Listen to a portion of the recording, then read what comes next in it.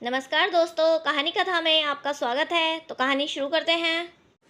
ज्योति जैसे ही राहुल और ननंद प्रिया के साथ घर में घुसी, सास नंदिनी जी की कड़कड़ाती आवाज़ गूंज गई। आ गई महारानी हमारे घर की इज्जत। धज्जियां उड़ाकर समझा कर भेजा था कि सर से पल्लू नहीं सरकना चाहिए, लेकिन तुम आजकल की लड़कियां 4 किताबें क्या पढ़ लेती है, संस्कार और आदत करना भूल ही जाती हैं। जेठ के सामने बिना पर्दे के घूम रही थी और साथ में बैठकर खाना चाय नाश्ता भी किया और फिर एक लंबा नॉन स्टॉप भाषण ज्योति को शर्मसार करने के लिए तब तक चालू था जब तक ज्योति ने आकर सास नंदिनी जी से माफ़ी नहीं मांगी। जब ज्योति माफ़ी मांगकर अपने कमरे में जा रही थी तो उसने सुना कि उसकी ननंद प्रिया किसी से फ़ोन पर बातें कर रही थी। आज तो भाभी का चेहरा देखने लायक था। मैं भी घर आने से पहले ही फ़ोन करके मम्मी को नमक मिर्च के साथ सब बता दिया था। मम्मी ने भाभी को इतना शर्मसार किया कि उन्हें पैर पकड़कर माफ़ी मांगनी पड़ी। सच कसम से मेरा बदला पूरा हो गया। अब आगे से मुझे अपना सामान लेने से मना करने से पहले 100 बार बचेगी। और फिर प्रिया हंसने लगी। प्रिया की बात सुन ज्योति हैरान रह गई। अब उसे समझ आया कि वहाँ की बात मम्मी जी को कैसे पता चली।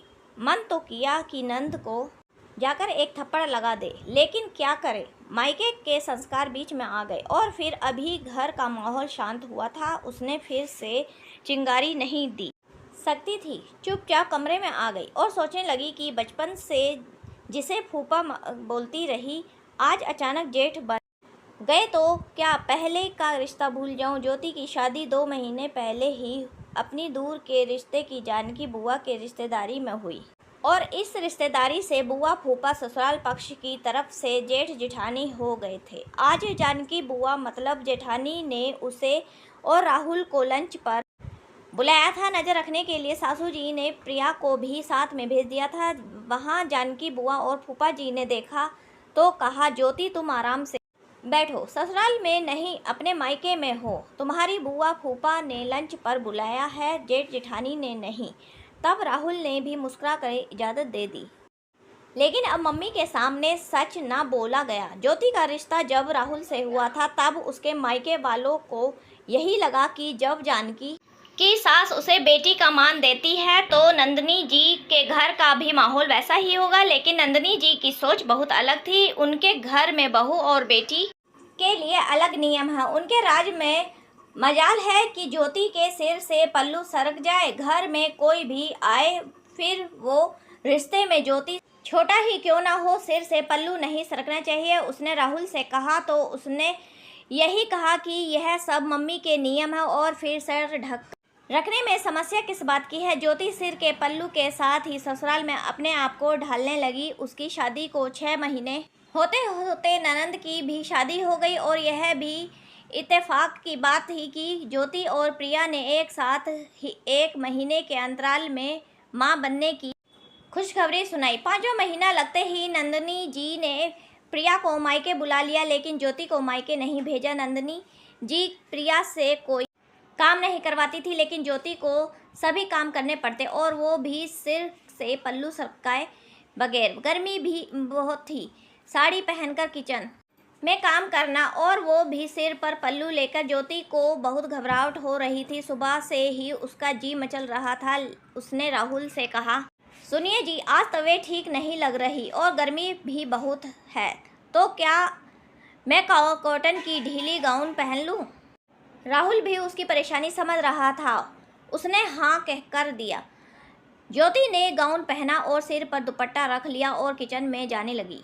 प्रिया ने देखा तो धीरे से नंदिनी जी को इशारे से दिखाया। गाउन में ज्योति को देखते ही नंदिनी जी शुरू हो गईं। ओह ओह, क्या बात है, आज महारानी जी भूल गई हैं क्या कि वो ससुराल में है ना कि मायके में। मम्मी जी, भूली नहीं हूँ, आज गर्मी बहुत है जिसकी वजह से मेरा जी बहुत मचल रहा। ढीले कपड़े पहनने का मन कर रहा था, इसलिए ज्योति अपनी बात पूरी कर ही नहीं पाई थी कि नंदिनी जी उसे रोक कर बोली, मन तुम्हारा मन, महारानी जी ससुराल में अपना मन मेरा मन जैसा कुछ नहीं होता, इसलिए चुप जाकर साड़ी पहनो, आज गर्मी बहुत है, इसलिए मैंने ही ज्योति से कहा कि वो भी प्रिया के जैसे ढीले गाउन पहन ले। राहुल कमरे से बाहर आकर बोला, हाय दया, आज तो मेरे बिटुआ की जवान मेरे सामने खुलने लगी। कौन सा जादू मंतर की है यह? नंदिनी जी से यह सहन नहीं हुआ कि उनके बेटे ने बहू का पक्ष लिया और फिर शुरू हो गया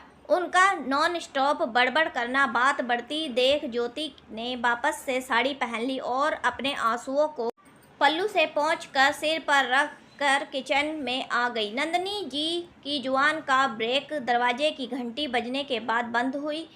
राहुल ने आगे बढ़कर दरवाजा खोला तो सामने प्रिया के ससुराल वाले खड़े थे।